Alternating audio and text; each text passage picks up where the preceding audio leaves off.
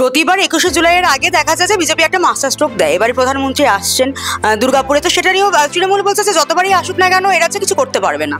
না, কিছু করতে পারবে না তার মানে চুরির উপর খুব বিশ্বাস আছে যে যাই করো না কেন চোরেদের শাসনই চলবে। প্রধানমন্ত্রী আসছেন, এটাকে তো তৃণমূল কংগ্রেসেরও তো এটাকে পজিটিভ ওয়েতে নেওয়া উচিত ছিল। প্রধানমন্ত্রী আসছেন, তাদের সময় চাওয়া উচিত ছিল, তাদের মন্ত্রী গোষ্ঠীর একটা সময় চাওয়া উচিত ছিল, বলা উচিত ছিল যে বেঙ্গল নিয়ে আমাদেরও কিছু গ্রিভান্সেস আছে, আমাদেরও কিছু দাবি দেওয়া আছে, আমাদেরও কিছু প্রপোজাল আছে। সে প্রপোজাল প্রধানমন্ত্রীর কাছে সময় চেয়ে গিয়ে ডেলিগেশন গিয়ে দিতে পারতো।